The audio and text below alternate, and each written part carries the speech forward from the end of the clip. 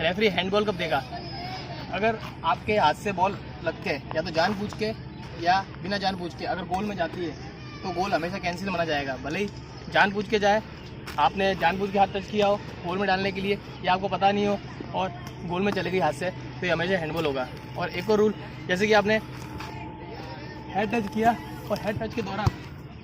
आप हेड मार रहे गोल की तरफ और हेड टच के दौरान जैसे हेड पे लगी और हाथ पे लग के और गोल में चली गई, तो ये गोल भी डिसअलाउ माना जाएगा। यहाँ पे जब नेमार को पास मिला तो उसने हेड से गोल करने की कोशिश की, बट इस दौरान गलती से उसका हाथ भी टच हो गया बॉल पे। तो है जब भी ऐसा होगा, जानबूझ के आपका हैंड टच होता है या बिना जानबूझ के,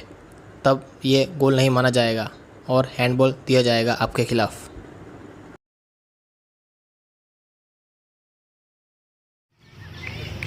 हैंडबॉल कब माना जाएगा? जब आपके आर्म्स अननेचुरल पोजीशन में होंगे या बिगर होंगे, माने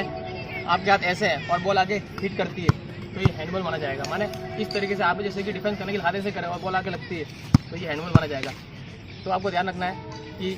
आपको हाथ अननेचुरल पोजीशन में रखना है। पर एक और बात, अगर आप इस तरीके से कूद के और आपके हाथ इस तरीके से हैंड पे टच करती है बॉल को, माने आपके हाथ शोल्डर से ऊपर है और बॉल टच ऐसे करती है, तो ये भी हैंडबॉल माना जाएगा।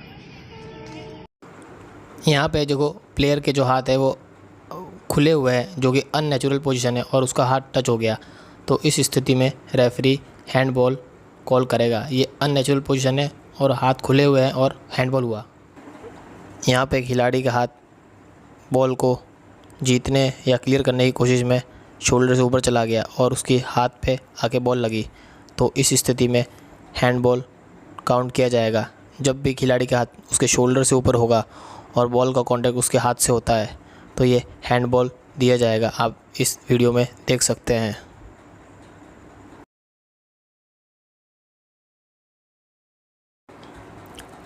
इस केस में खिलाड़ी के हाथ अननेचुरल पोजीशन में नहीं है, मींस उसके जो हाथ है नेचुरल पोजीशन में और बॉडी के साथ चिपके हुए हैं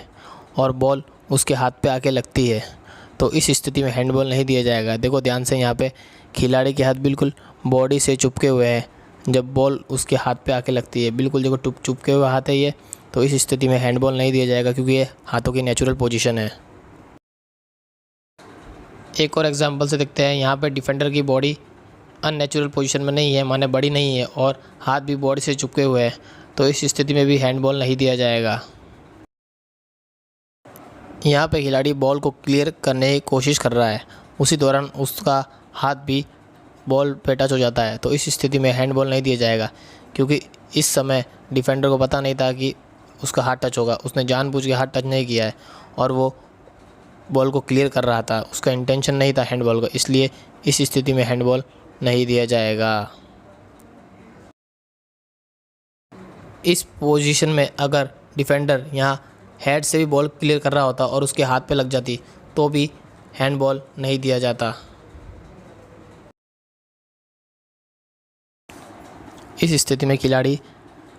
गिर गया और उसने जब गिरा तो वो बचने के लिए हाथों को यूज़ किया और उस दौरान हैंड हो गया, तो इस स्थिति में अगर वो बॉल का पोजीशन वापस अपने कंट्रोल में ले लेता है और गोल स्कोरिंग अपॉर्चुनिटी बनती है या फिर उठने के बाद गोल कर देता है, तो ये हैंडबॉल कमिट किया जाएगा, अन्यथा हैंडबॉल नहीं दिया जाएगा। जब भी खिलाड़ी गिरेगा तो बचने के लिए हाथों का यूज़ करेगा, ये नेचुरल पोजीशन है, बट वो जैसे कि गिर रहा है और गिरते हुए वो हाथ से बचने की कोशिश की और बॉल टच हो जाती है हाथ पे, तो वो हैंडबॉल नहीं दिया जाएगा। मान लो कि आप ड्रिबल करते हुए जा रहे हैं बॉल को और किसी कारणवश आपका जो पैर है बॉल पे आ जाता है या आप किसी भी कारण से गिर जाते हैं, तो सीधी सी बात है, जब आप गिरेंगे तो बचने के लिए हाथ का सहारा तो लेंगे। ये सपोर्टिंग आपको आर्म थी आपकी ये वाली, तो सपोर्टिंग आर्म जब आप बचने के लिए सहारा ले रहे जमीन का और उस टाइम अगर बॉल पे आपका हाथ आ जाता है,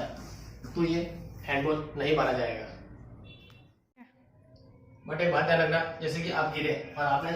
सपोर्टिंग आर्म से सपोर्ट लिया, बट हुआ क्या, आपका एक हाथ ऊपर रह गया और बॉल टप्पा खाई या किसी भी कारण से और इस हाथ पे लग गई, तो ये हैंड माना जाएगा क्योंकि आपका जो हैंड की पोजीशन है वो अननेचुरल थी, बिगर थी, इसीलिए ये हैंडबॉल दिया जाएगा। मान लो कि आपने स्लाइडिंग टैकल दिया किसी भी खिलाड़ी को, तो स्लाइडिंग दी, स्लाइड मारी आपने, स्लाइड मारने के बाद क्या हुआ कि आपका ये हाथ है बिल्कुल एकदम सीधा रह गया क्योंकि ये सीधी सी बात है, अननेचुरल पोजीशन है, आपका आर्म बिगर हो गया और बॉल आगे रखती है, तो इधर से जैसे किसी ने किक भी मारी है जो भी है, तो इससे बॉल का जो डायरेक्शन चेंज हुआ, क्योंकि बॉल उधर जा सकती थी और गोल हो सकता था, और ये आपकी आर्म बड़ी हुई और ये अननेचुरल पोजीशन है, तो इस स्थिति में आपका आर्म का फैला माना जाएगा और ये हैंडबॉल दिया जाएगा। मान लो ये जो कुर्सी है ये कोई भी दूसरी टीम का प्लेयर है या आपकी टीम का प्लेयर है, तो आपने मान लो कोई भी ऐसी पोजीशन बनी, बॉल को किक मारी, बॉल वापस डिफ्लेक्ट होकर आपके पास आई और आपके हाथ पे लग गई, तो ये हैंडबॉल नहीं माना जाएगा, क्योंकि आपके पास इस स्थिति में आपके पास रिएक्ट करने का बिल्कुल टाइम नहीं था। तो इस स्थिति में कहा गया है कि जब आपके पास रिएक्ट करने का टाइम ना हो और अनइंटेंशनली हैंड हो और सामने वाले प्लेयर से बॉडी से या किसी पार्ट से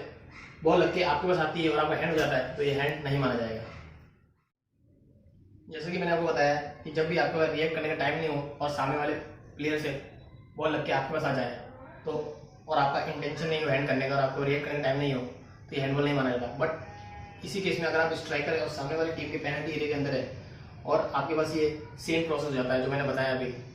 तो और आपके हाथ पे लगती है और आप गोल मार देते हैं या फिर गोल स्कोर की अपॉर्चुनिटी क्रिएट करते हैं, तो इस स्थिति में ना तो गोल माना जाएगा और ये हैंडबॉल दिया जाएगा। बट इस स्थिति में अगर आप डिफेंडर है और आपके पेनल्टी एरिया के अंदर किसी सामने वाले प्लेयर से और आपका रिएक्ट करने का टाइम नहीं था और हैंड हो जाता है, तो ये हैंड नहीं माना जाएगा। बट अगर इस स्थिति में आपके जो आर्म्स है वो शोल्डर से ऊपर है, ठीक है, तो अगर वो इंटेंशनली हो या नॉन इंटेंशनली, तो ये तो हैंडबॉल माना जा ही जाएगा। अगर आपने हाथ शोल्डर से ऊपर किए हैं तो ये हैंडबॉल तो माना ही जाएगा। तो ये हैंडबॉल जो रूल है ये काफ़ी क्रिटिकल है और ये नया रूल जो आया है ये और भी थोड़ा डिफिकल्ट हो गया है। तो इसमें क्या है, ये रेफरी को सिचुएशन के हिसाब से जज करना पड़ता है कि कब हैंडबॉल होगा या नहीं। सो आशा करता हूँ वीडियो आपको अच्छा लगा होगा। मैं अपनी पूरी कोशिश की है कि आपको हैंडबॉल रूल समझा सकूँ। अगर वीडियो अच्छा लगा है तो लाइक करें, कमेंट करें और चैनल को सब्सक्राइब करना ना भूलें।